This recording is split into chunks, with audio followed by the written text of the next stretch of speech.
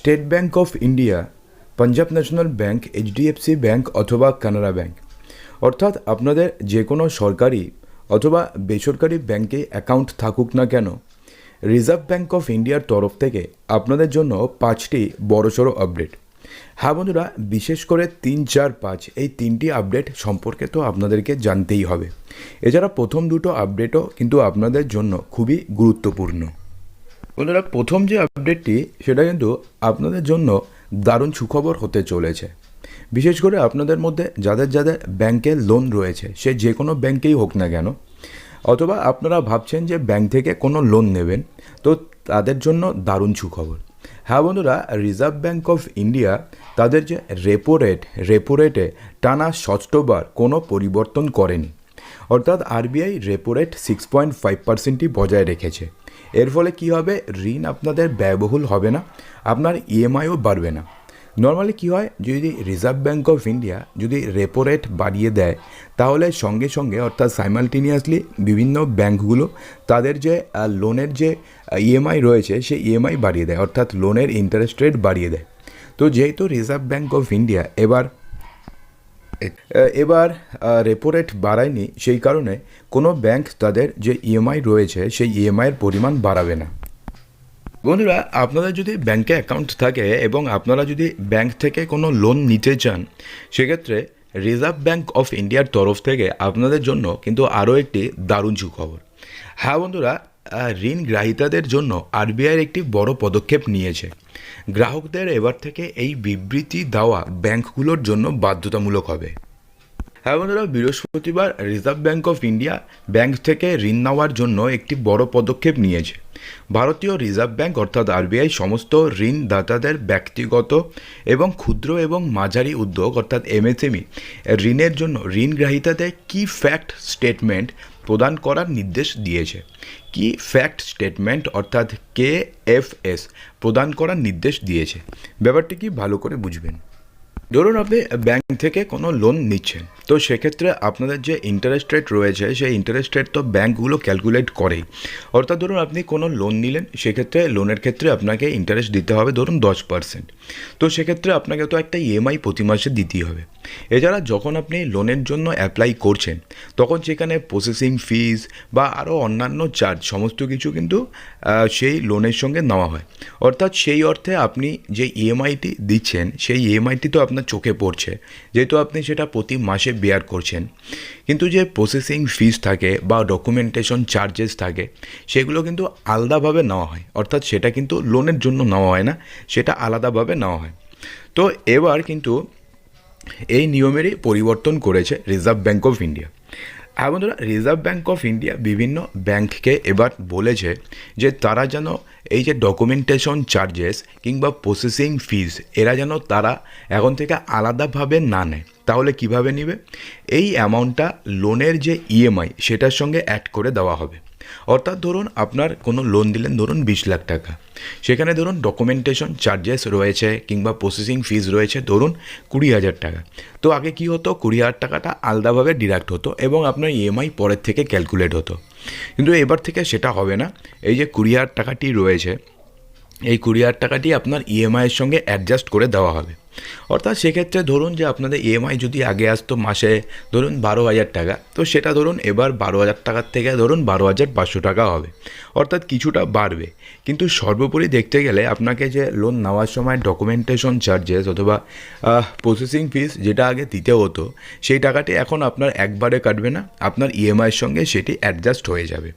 এবং এই নিয়মটি তৎকাল অর্থাৎ ইমার্জেন্সি বেসিসে ব্যাঙ্কগুলোকে লাগু করার নির্দেশ দিয়েছে রিজার্ভ ব্যাঙ্ক অফ ইন্ডিয়া।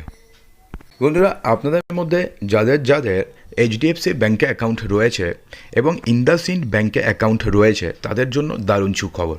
হ্যাঁ বন্ধুরা, এইচডিএফসি ব্যাঙ্ক এবং ইন্ডাসইন্ড ব্যাঙ্ক তাদের এফডিতে অর্থাৎ ফিক্সড ডিপোজিটে তারা এখন ইন্টারেস্ট বাড়িয়ে দিয়েছে। হ্যাঁ বন্ধুরা, এখন এখানে স্থায়ী আমানত করার ক্ষেত্রে 7.75% পর্যন্ত আপনারা রিটার্ন পেয়ে যাবেন। তো টোটাল রেট এখানে দেওয়া রয়েছে 7 দিন থেকে 29 দিন, যেটা আগে ছিল 3, সেখান থেকে 3.5 হয়েছে।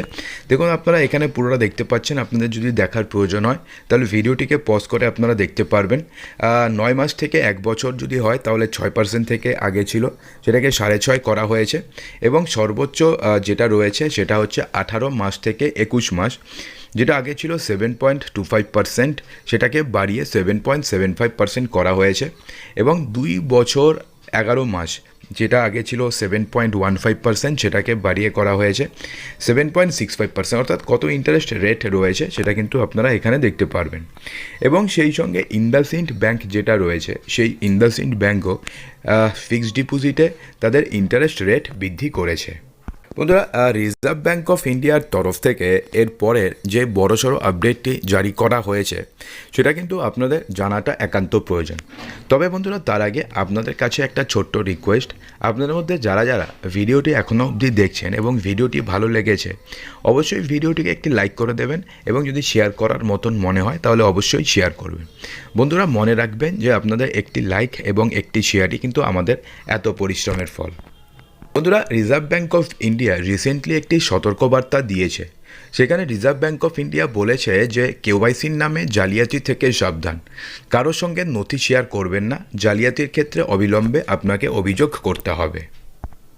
বন্ধুরা, জালিয়াতি রোধ করার জন্য আরবিআই একটি পরামর্শ জারি করেছে, যেখানে বলা হয়েছে যে কী করা উচিত এবং কী করা উচিত নয়।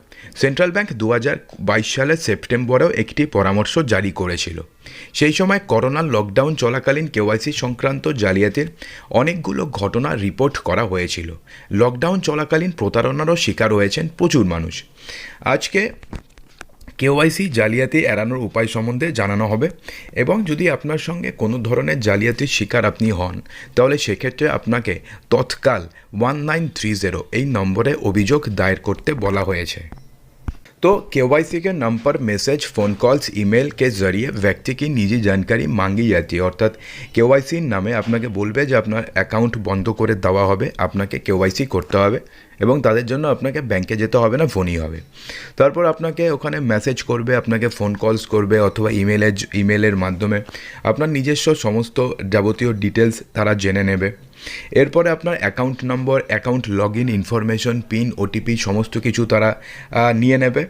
এবং এমনটাও দেখা গেছে যে অপরাধীরা অনেক সময় কেওয়াইসি আপডেট করার জন্য আনভেরিফাইড অথবা আনঅথরাইজড অ্যাপ আপনার মোবাইলে আপনাকে ইনস্টল করতে বলবে এবং আপনিও ভুলে ভুলে সেটাকে ইনস্টল করে নেবেন।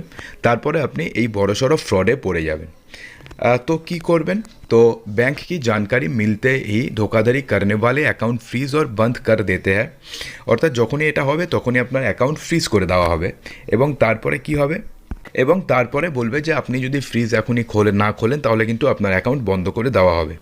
তারপরে কিন্তু আপনার সঙ্গে মেইন যে ফ্রডটি রয়েছে সেই ফ্রডটি শুরু হবে। তো সেক্ষেত্রে আপনাকে রিজার্ভ ব্যাঙ্ক অফ ইন্ডিয়া বলেছে যে আপনার অ্যাকাউন্টের ডিটেলস অথবা এটিএম কার্ডের পিন কখনও কারোর সঙ্গে শেয়ার করবেন না। আপনার পিন, পাসওয়ার্ড, ওটিপি বা কেওয়াইসি ডকুমেন্টস কোনো অনঅথরাইজড ব্যক্তিকে কখনও আপনি শেয়ার করবেন না। कोई भी बैंक फ़ोन या ऑनलाइन के जरिए केवाईसी की मांग नहीं करता है। अर्थात बैंकेर कोनो कर्मचारी आपनाके फ़ोन करे आपनाके कोनो पिन नम्बर चाइबे ना अथवा आपनार कोनो केवाईसिर आपनाके आपनार काछ थेके कखनोई चाइबे ना। আনভেরিফাইড ওয়েবসাইট অথবা অ্যাপসে আপনি সংবেদনশীল জানকারি সাঞ্জা না করে, অর্থাৎ আপনাকে যদি কেউ বলে কোনো আনঅথরাইজড অ্যাপ ডাউনলোড করতে, সেটা ভুলেও করবেন না। মোবাইল এবং ইমেলে যদি আপনার কোনো লিঙ্ক আসে এবং যেটাকে আপনার মনে হয় যে সেটা সন্দেহজনক, তাহলে সেই সমস্ত লিঙ্কে কোনোভাবে ক্লিক করবেন না।